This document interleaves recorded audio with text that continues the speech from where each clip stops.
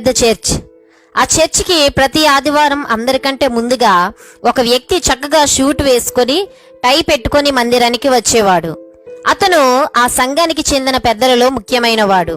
అయితే అతను సంఘానికి వచ్చే సమయానికి ముందుగానే ఒక స్త్రీ ప్రతి వారం చర్చి అంతటిని తుడిచి శుభ్రం చేసి కుర్చీలు కూడా సర్ది ఇంటికి వెళ్లి రెడీ అయ్యి మరలా వెంటనే మందిరానికి వస్తుండేది. ప్రతి వారం ఇదంతా గమనించిన ఆ సంఘ పెద్ద ఒకరోజు ఆమెను పిలిచి 500 రూపాయలు తీసి ఆమెకు ఇవ్వబోయాడు. అందుకు ఆ స్త్రీ ఎందుకండి అని అడిగింది. దానికి ఆ సంఘ పెద్ద, అమ్మా, మేము పలుకుబడి హోదా ఉద్యోగాలు ఉన్నవాళ్ళం. చర్చిలో నువ్వు చేసే పని మేము చేయలేము. నువ్వు బేదరాలివి కాబట్టి చేయగలుగుతున్నావు. అందుకే నీకు సహాయం చేయాలనిపించింది అంటూ 500 రూపాయలు ఇస్తాడు. కానీ ఆమె తీసుకోకుండా వద్దండి అంటూ వెళ్ళిపోతుంది.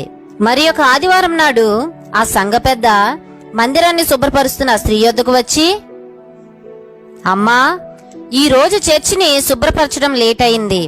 నువ్వు ఇంటికి వెళ్లి మరలా మందిరానికి రావాలంటే ఆలస్యం అవుతుంది. రండి, నా కారులో మిమ్మల్ని మీ ఇంటి యొద్ద దింపుతాను అంటాడు. అందుకు ఆమె, అయ్యా, థ్యాంక్స్, నేను వెళ్లి రాగలను, పర్వాలేదండి అంటుంది. అందుకు ఆ సంఘ పెద్ద కోప్పడుతూ, ఎందుకమ్మా, 10 లక్షల రూపాయల కారుంది నాకు, 5 నిమిషాల్లో మీ ఇంటి యొద్ద దింపుతాను అంటాడు. అందుకు ఆమె, లేదండి, నాకు కారుంది అంటూ డ్రైవర్ని పిలుస్తుంది. వెంటనే బెంజ్ కారులో ఒక డ్రైవర్ వచ్చి ఆమెకు నమస్కరించి, రండి మేడం అంటూ కార్ డోర్ తీసి పట్టుకొని నిలబడతాడు. ఇదంతా చూసిన సంఘ పెద్ద ఆ స్త్రీ కోటీశ్వరాలై ఉండి కూడా దేవుని మందిరాన్ని ప్రేమించి చేస్తున్న సేవను తగ్గింపును చూసి సిగ్గుపడిపోతాడు. చాలా మందిరాలలో ఇప్పటికీ పాస్టర్ గారులే శుభ్రం చేసుకుంటారు, తుడుస్తారు, కుర్చీలేస్తారు, సౌండ్ సిస్టమ్ పెట్టుకుంటారు, డ్రమ్స్ కొట్టుకుంటారు. సంఘ సభ్యులు మాత్రం చక్కగా రెడీ అయ్యి వచ్చి చెక్కు చెదరకుండా మరలా ఇంటికి వెళ్ళిపోతారు.